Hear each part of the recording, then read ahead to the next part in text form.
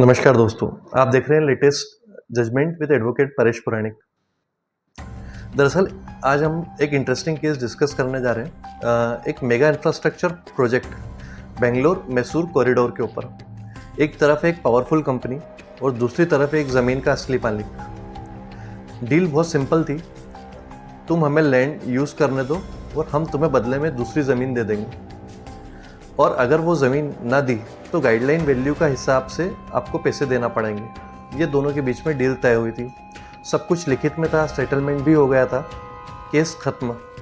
लेकिन ट्विस्ट तब आया इसमें जब कंपनी ने वो अल्टरनेटिव लैंड कभी ट्रांसफ़र की ही नहीं। अब सवाल ये उठता है कि आखिर कंपनी को लैंड ऑनर को कितना पैसा देना होगा, 500 रुपये पर स्क्वायर फीट या फिर 1000 रुपये पर स्क्वायर फीट। और यहीं से शुरू होता है करोड़ों का एक लीगल बैटल। दरअसल जब ये मैटर लोअर कोर्ट में पहुंचा तो एग्जीक्यूटिंग कोर्ट ने ये कहा कि एग्रीमेंट जब चूंकि दोनों के बीच में बिल्कुल क्लियर था कि पेमेंट मैंडेटरी है, ऑप्शनल नहीं, और यदि लैंड कन्वर्ट होती है तो म्यूनसिपल एरिया भी है और उसमें हाईवे का टच भी है, तो उस केस में जो गाइडलाइन वैल्यू है उसको कैलकुलेट जो की जाएगी, उसका जो बेस प्राइस है वो 800 रुपये पर स्क्वायर फीट है, और उसमें जो हाईवे फैक्टर की वजह से 25% उसमें ऐड किया जाएगा। तो फाइनल जो है वो 1000 रुपये पर स्क्वायर फीट के हिसाब से तय किया गया, और इस डील की जो टोटल वैल्यू बनती है वो 13.7 करोड़ एस्टिमेट की गई। कोर्ट ने कहा कि ये करेक्ट कंपनसेशन बनता है जो कि कंपनी को उस लैंड ऑनर को देना चाहिए। अब ट्रायल कोर्ट के इस ऑर्डर से एग्रीड होने के बाद कंपनी ने इसको चैलेंज किया हाई कोर्ट में। जब ये मैटर हाई कोर्ट में पहुंचता है तो हाई कोर्ट का एक कहना है कि कैलकुलेशन जो है इसमें कुछ फॉल्ट है, इसमें कुछ एरर है और इसको रिकैलकुलेट किया जाना चाहिए। और हाई कोर्ट का ये कहना है कि चूंकि ये इंडस्ट्रियल लैंड है तो इसको 50% से रिड्यूस करो, और फाइनल वैल्यू जो है वो 500 रुपये पर स्क्वायर फीट तय की गई हाई कोर्ट के द्वारा। यानी कि कंपनसेशन का जो अमाउंट है वो आधा हो गया जो ट्रायल कोर्ट ने डिसाइड किया था उससे। और रीज़न क्या दिया गया कि स्टेट गवर्नमेंट का जो इंटरप्रिटेशन है वो बिल्कुल अप्रोप्रिएट है और उसको एक्सेप्ट किया जाता है, और जो एग्जीक्यूटिव कोर्ट ने जो रूल्स हैं वो प्रॉपरली अप्लाई नहीं किए और गलत कंपनसेशन कैलकुलेट कर लिया। इस वजह से वो डबल आ गया और हाई कोर्ट ने उसको रिड्यूस करके आधा कर दिया।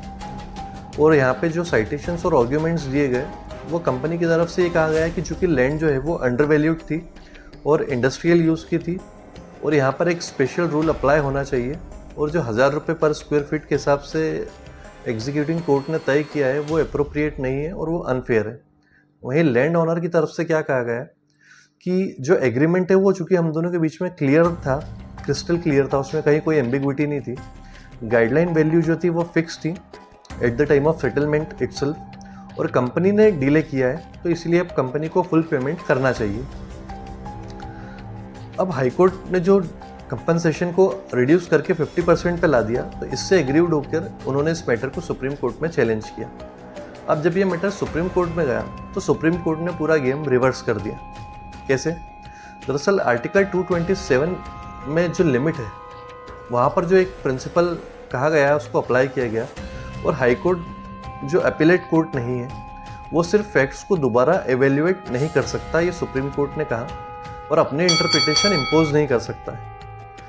सिर्फ तब इंटरफेयर करेगा हाई कोर्ट जब कोई सीरियस लीगल एरर हो या फिर कोई एक सीवियर इनजस्टिस हो। यहाँ पर दोनों ही सिचुएशन नहीं बनती, ना ही कोई सीवियर इनजस्टिस था और ना ही कोई लीगल एरर था। यहाँ पर दरअसल हाई कोर्ट ने अपना इंटरप्रिटेशन इम्पोज कर दिया था, और उस वजह से जो एग्जीक्यूटिव कोर्ट का व्यू था 800 रुपये पर square feet plus highway factor की वजह से जो 25% का टॉपअप उसमें डाला था और उसको 1000 रुपये पर स्क्वायर फीट निकाला था, यह एक वैलिड इंटरप्रिटेशन था, ये सुप्रीम कोर्ट ने कहा। लेकिन अगर सेकेंड व्यू पॉसिबल हो तो हाई कोर्ट अपना व्यू इम्पोज नहीं कर सकता है, ये सुप्रीम कोर्ट ने क्लियरली कहा। और जहाँ तक सवाल है guideline value versus market value का, तो उस केस में कोर्ट ने बहुत क्लियर कर दिया कि गाइडलाइन वैल्यू जो है वो एक स्टैट्यूटरी बेंचमार्क होता है, मार्केट कंडीशन या डेवलपमेंट जो है वो इररिलेवेंट है। और जहाँ तक क्लॉज 13 है मैंडेटरी पेमेंट का, वहाँ पर लैंड ट्रांसफ़र जो है वो फेल हो गया, और इसीलिए जो पेमेंट है वो ऑटोमेटिक लाइबिलिटी क्रिएट हो जाती है। ये ऑप्शनल नहीं है, ये ऑब्लिगेशन है। ये सुप्रीम कोर्ट ने बहुत क्लियरली यहाँ पर मेंशन कर दिया। और जो फाइनल वर्डिक्ट है वो सुप्रीम कोर्ट ने ये करा कि जो हाई कोर्ट का जजमेंट था उसको सेट असाइड कर दिया और जो लोअर कोर्ट का जजमेंट था उसको रिस्टोर कर दिया, और जो कंपनसेशन का अमाउंट है वो वही रिस्टोर किया जो लोअर कोर्ट ने डिसाइड किया था, डेट इज़ 1000 रुपी पर स्क्वायर फीट। तो जो टोटल अमाउंट पेबल निकला कंपनी की तरफ से उस लैंड ओनर को वो 13.7 करोड़ एग्जैक्टली वही अमाउंट जो लोअर कोर्ट ने डिसाइड किया था, प्लस 6% का इंटरेस्ट पर एनम देना पड़ेगा।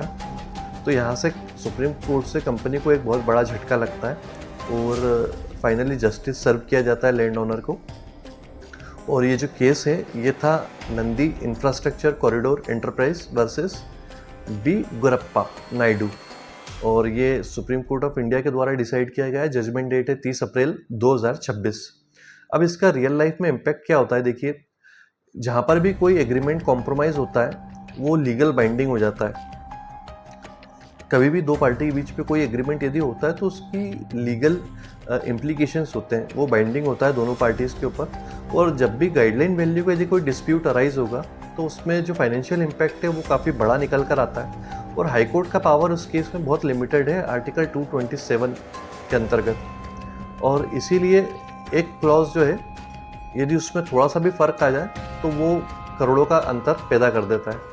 अब लास्ट में जो बड़ा सवाल है वो ये कि अगर एग्रीमेंट में वैल्यू क्लियर लिखी हो तो क्या कोर्ट को फ्लेक्सिबिलिटी नहीं लेना चाहिए, या फिर कॉन्ट्रैक्ट जो है उसको फाइनल नहीं होना चाहिए, और क्या हाई कोर्ट का किसी भी केस में खुद का इंटरप्रिटेशन इम्पोज करना क्या ये जस्टिफाइड है?